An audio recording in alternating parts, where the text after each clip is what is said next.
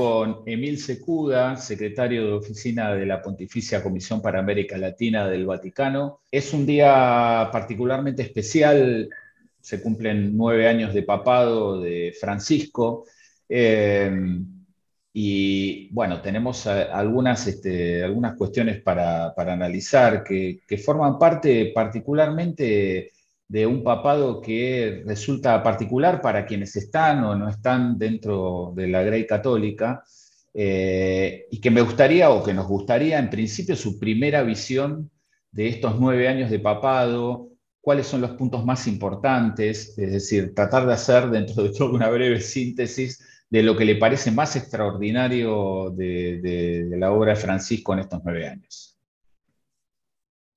A mí me parece que lo extraordinario para nosotros, para los argentinos, para los latinoamericanos, es tener un pontífice latinoamericano. Y eso no es para batir un récord Guinness, ¿no?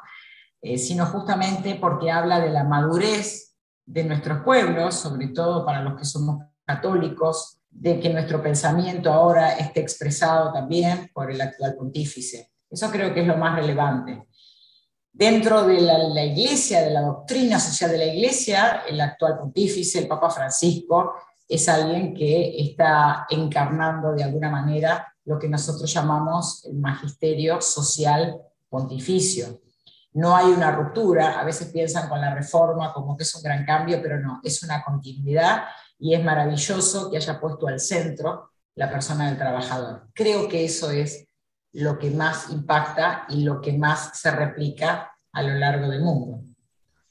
Emilce, nosotros estuvimos hurgando dentro de nuestras limitaciones también de conocimiento como trabajadores, como periodistas, en las dos encíclicas que parecen ser las que más repercusión, incluso por fuera de la Iglesia, tienen, que son Laudato Si y Fratelli Tutti, y nos encontramos con algunos conceptos que son realmente muy interesantes de analizar, en especial con su lugar, con la mirada puesta en América Latina. El mundo como una casa a cuidar, una casa común, la ecología como algo activo, de cuidado activo en términos de ambiente humano, las migraciones dentro de lo que es Fratelli Tutti, el tema de la gratuidad de las acciones, la vecindad que se rescata, eso nos remite a ciertas prácticas que nosotros traemos por ahí desde chicos, de transmisiones familiares, de mesas compartidas.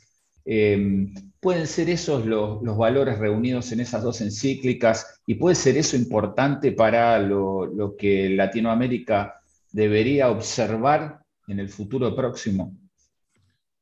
Es interesante lo que usted está preguntando, porque justamente las encíclicas sociales son para el mundo, no son solamente para los católicos, son para todos, son para el mundo entero, y por eso son atractivas y por eso han sido famosas a lo largo de la historia. Por ejemplo, la Rerum Novarum, ¿no?, que fue la primera. ¿Por qué? Porque está escrita, está dicha, está narrada, no solo en un lenguaje secular al que todos pueden acceder, sino que habla siempre de los problemas coyunturales. No son encíclicas sociales aquellas donde se debaten temas que tengan que ver estrictamente con el dogma o con el culto, sino que tienen que ver con los problemas históricos, es decir, los problemas de la política, los problemas de la economía, y hoy lo que el Papa llama ecología, que a veces se entiende, ¿no?, porque piensan que la ecología solo es hablar del ambiente, pero justamente la crisis ecológica es una crisis social y ambiental, dice el Papa. Entonces hay que pensar la ecología casi como suplantando a la economía, o casi como sinónimo de una economía, porque él dice que este problema que tenemos, este problema ambiental, tiene una causa social. Entonces, al tener una causa social, ¿qué pasa? Si no nos ocupamos de lo social, no podemos resolver lo ambiental. Entonces, eso lo hace atractivo porque empiezan a tocarse temas como la política, como el trabajo, como el modo de producción, la crisis energética, la crisis alimentaria, y bueno, y ahí entran todos los actores, ¿verdad? En esta etapa digo, más allá de la permeabilidad o de la mirada que nosotros tenemos como seres andantes, como trabajadores, el lugar que nos toca ocupar, hay cifras que confirman esta sensación que uno tiene, que tiene que ver con la concentración económica mundial y el papel de países centrales y países satélites, que parecía una teoría de los 60 o parecía que quedaba en los 60, pero se sigue replicando hoy. Y es lo que humildemente me surge de una mirada más política del mensaje de Francisco en estas encíclicas y además la obra de Francisco. ¿Por dónde se empieza, tratando de hacer una lectura de estas encíclicas o del mensaje papal, por dónde se empieza para América Latina a desarmar o a desanudar esto? A veces yo pienso en el tema de las responsabilidades, que cuando todos somos responsables no es responsable nadie, y hay grados de responsabilidad en ese atentado a los seres humanos, a los más pobres, a la casa común.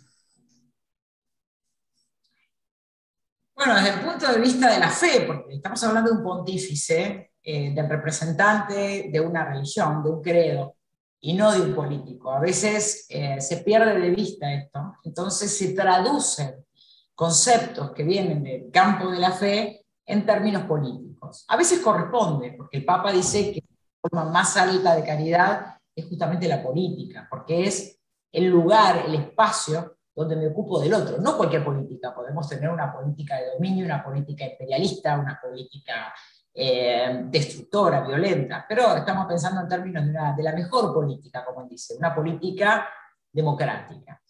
Y ese punto de partida social es el pobre. Desde el punto de vista social es el pobre. El pobre, y el Papa dice, no es opción por los pobres, que fue la propuesta de Medellín, de una de las conferencias episcopales latinoamericanas, sino que el Papa dice es opción con los pobres. ¿Eso qué significa? Que no se trata del asistencialismo, no se trata, como digo yo siempre, de pensar que los pobres son mascotas, que solo están pidiendo hoy comida, una casa y un techo para refugiarse, sino que al decir opción con los pobres implica extender la democracia también al campo de la economía. Es decir, que todas las personas que están excluidas del sistema puedan sentarse en la mesa de decisiones. Ahora, hasta acá esto parece un mensaje político. ¿Qué asidero puede tener o qué fundamento puede tener esto desde el punto de vista de un credo? Bueno, en el caso del cristianismo, el cristianismo cree, y me incluyo en ese credo, que este Dios se encarna. Y al encarnarse, al meterse, al estar, al unirse con el cuerpo de un ser humano, pone en valor los cuerpos. Y este Papa hace evidente eso, porque muchas veces, incluso los católicos, tienen el imaginario, bastante neoplatónico, de que el alma se desprende del cuerpo, porque el cuerpo es principio de todo lo malo y el alma principio de todo lo bueno. Pues esa no es la religión, por lo menos cristiana. Justamente, esta idea de la unión hipostática, como lo llamamos, de la encarnación, hace que un cuerpo vale, poner en valor los cuerpos. Los cuerpos valen. ¿Y esto cómo se traduce secularmente? Que también los cuerpos se ponen en valor en los procesos productivos. Y hoy, con el salto tecnológico cualitativo, los cuerpos han salido de la cadena de valor. Por eso el Papa habla ya no de trabajadores, sino de descartados, porque son trabajadores que no pueden volver a un sistema productivo que ya prescinde absolutamente de los cuerpos. Entonces, volver a poner en valor los cuerpos no es algo meramente político y económico, sino que para un líder religioso tiene que ver con su responsabilidad de fe, porque estos cuerpos fueron valorados. Entonces, todo el esfuerzo del Papa por hablar de la política, sobre todo en Fratelli Tutti, donde él habla de la mejor política, es interesante porque este cuerpo social, él lo está pensando a nivel comunitario, que eso es muy propio de América Latina y que cuesta mucho entenderlo en los países europeos. Ernesto Laclau siempre decía que para entender estos modos, esta forma que adquiere la política en nuestros pueblos, hay que ver cómo se han desarrollado los procesos productivos. Entonces él decía, donde estamos en presencia de un modo productivo económico avanzado, el sistema partidario liberal funciona. Es el famoso esquema del que habla Chantal Mouffe, la política de arriba y los partidos de arriba y los de abajo, ¿no? Los trabajadores organizados, primero como sindicatos y luego como partidos, los empresarios, los patrones, los viejos patrones organizados como cámaras y también como partidos, pero ese esquema partidario es un esquema propio de economías avanzadas. Ahora, en economías como la nuestra, no pensemos solo en Argentina, tenemos que pensar a nivel regional. Ahí no hay condiciones para que esa política partidaria realmente llegue a ser representativa. ¿Por qué? Porque hoy el 46% de la población de América Latina no tiene trabajo. Y al no tener trabajo, esa política de estructura partidaria no es posible. Por eso se insiste que el trabajo es el primer organizador social. Entonces hay otro modo de organizarse. Y ahí sí entra bastante el mensaje evangélico, ¿no? La idea de la unidad. O sea, se unen para salvarse. Y se unen para salvarse. No es que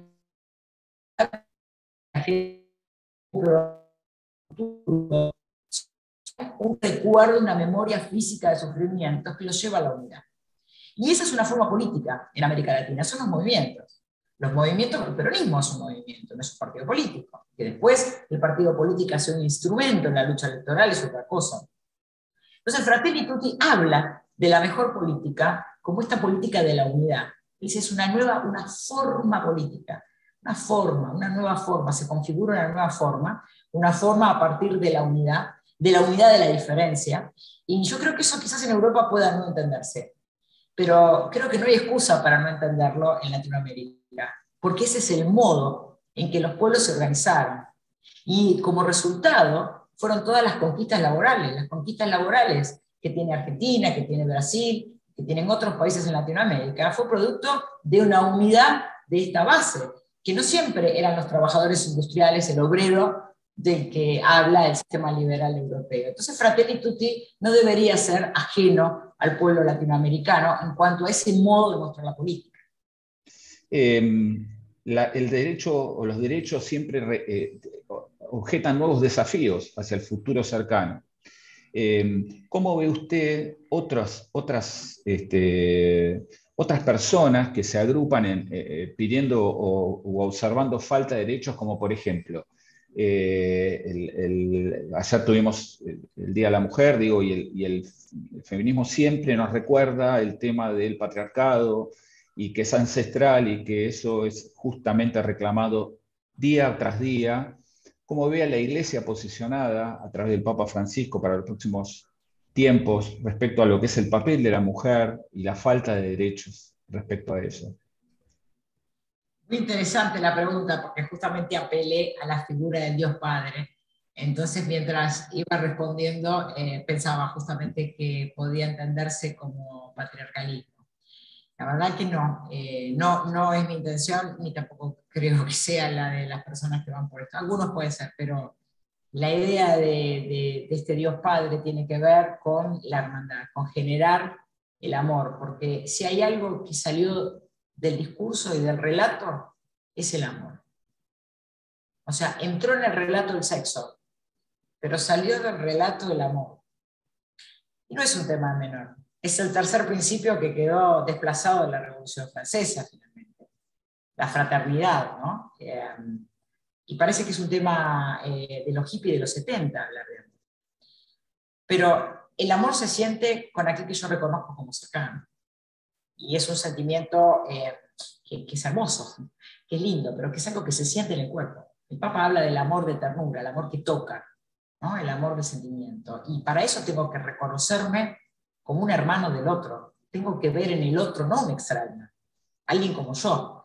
Y esta idea de paternidad ayuda a eso. Yo creo que está lejos de esto que se entiende justamente, y la crítica al patriarcalismo. El Papa critica el clericalismo, critica el colonialismo duramente.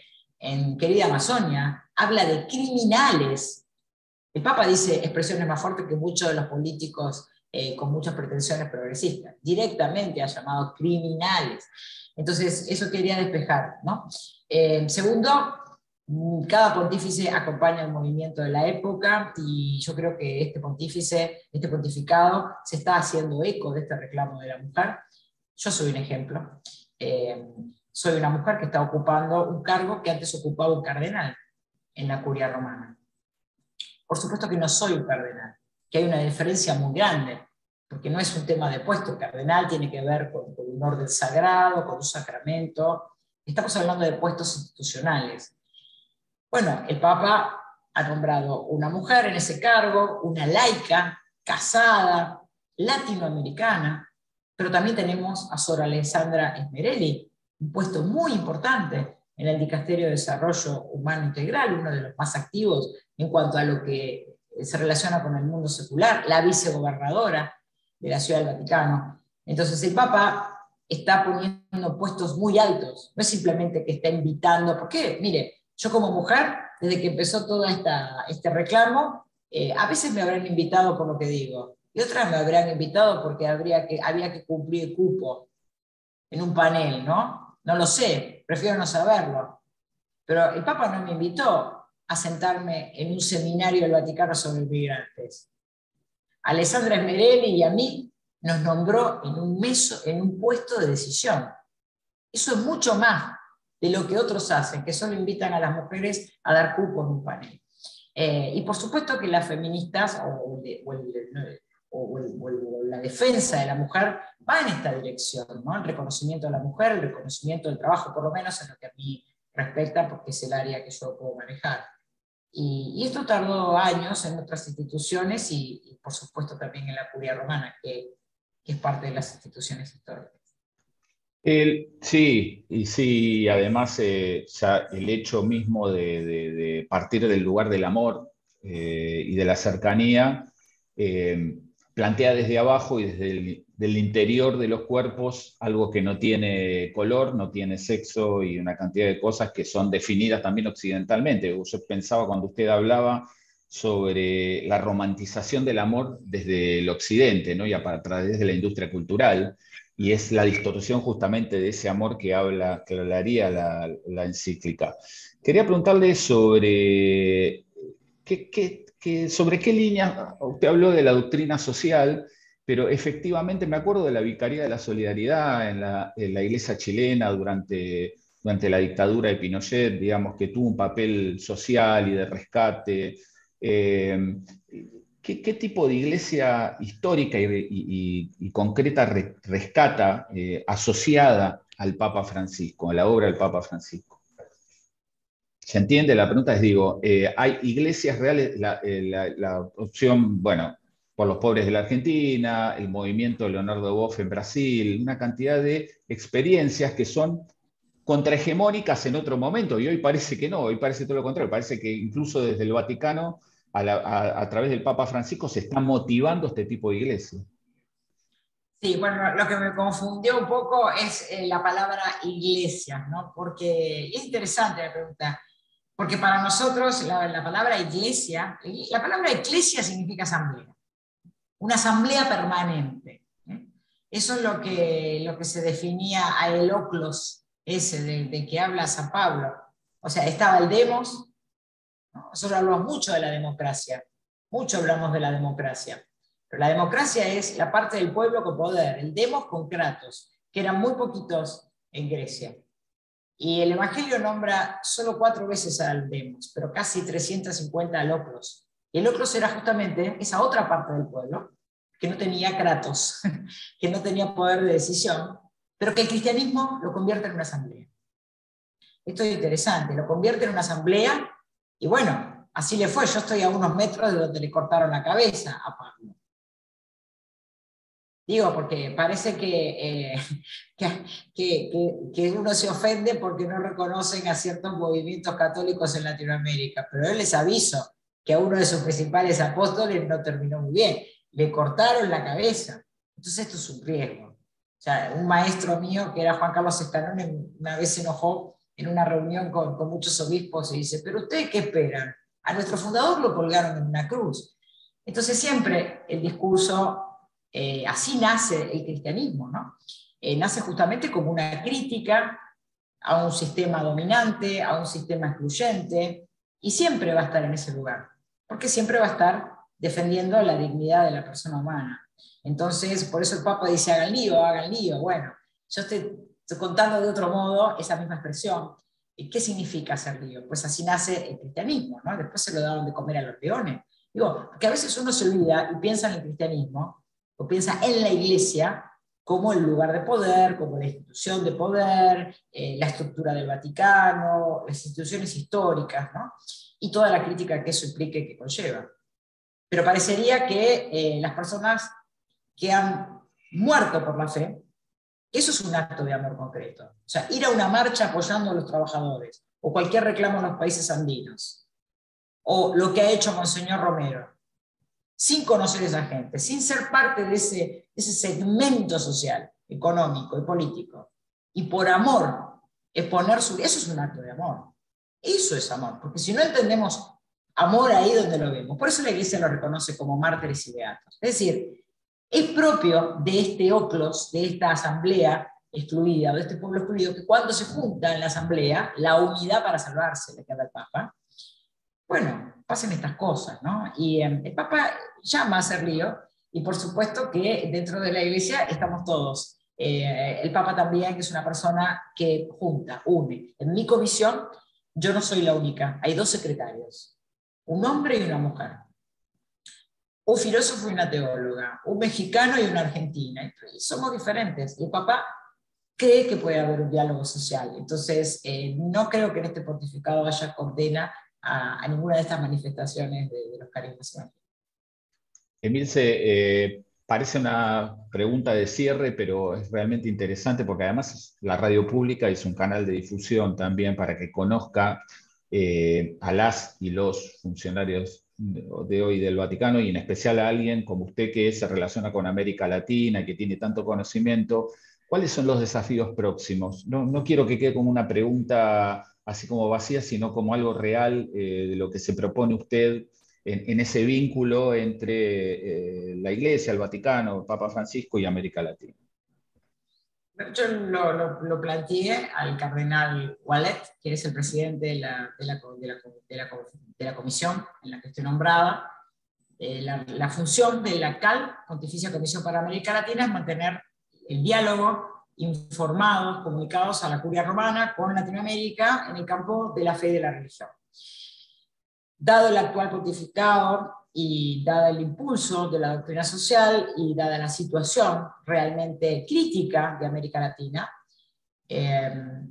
propuse que se abra un diálogo norte-sur, que se abra un diálogo, que sea un diálogo no solamente entre temas que estrictamente que tengan que ver con las iglesias particulares, con temas de fe, con temas de religión, sino también con el tema de la vida. Somos la religión de la vida, creemos en un Dios que se encarna en un cuerpo, muere y resucita, y que está vivo, entonces tenemos que defender la vida. Y para defender la vida hay que tomar otros terrenos. El Papa nos está diciendo que la vida está amenazada, que hay una crisis ecológica, socioambiental, entonces yo me propuse en mi gestión abrir un diálogo norte-sur, abrir un diálogo entre los empresarios y los trabajadores, entre los sindicatos y los movimientos populares, entre las universidades y los grupos de formación de la periferia, con un tema común que tiene que ver cómo frenar la migración forzada de personas. Y para eso hay que atender las causas. Y las causas de esa migración forzada de personas tiene que ver con los modelos productivos. Entonces, ¿cómo poder seguir viviendo de nuestras riquezas naturales? Porque no son recursos, son riquezas naturales que, como usted bien dijo varias veces, son un don, un regalo para los pueblos latinoamericanos. ¿Cómo podemos vivir de esas riquezas explotadas en sentido bueno por nosotros y que no se nos fuguen o que no manipulen el magisterio pontificio justamente ecológico, diciendo que nosotros no podemos vivir más de nuestros recursos porque no tenemos las maquinarias adecuadas, entonces otros van a utilizar esas maquinarias, las van a vender, no tenemos cómo pagarlas y van a hacer igual extractivismo. Es un problema concreto. Latinoamérica no es un continente pobre. En ventajas comparativas es un continente rico. En ventajas competitivas es, como diría Michael Porter, es un continente que ha sido empobrecido. Entonces, no se trata de repetir en el discurso, ¿no? Que los pobres, sino atender concretamente las causas. Por supuesto que no es mi función, yo represento a la Curia Romana, pero sí es mi función tender puentes, construir puentes, armar y confeccionar y crear espacios, mesas de diálogo, y bueno, y esperemos que pueda hacerlo. Emil Secuda, gracias por este diálogo con la radio pública en el cumplimiento de 9 años de papado, y nos comprometemos a volver a charlar porque hay tantos puntos por delante también para discutir y para compartir. Gracias por compartir sus conocimientos. Muchas gracias. Al contrario, fue un placer. Muchísimas gracias a ustedes.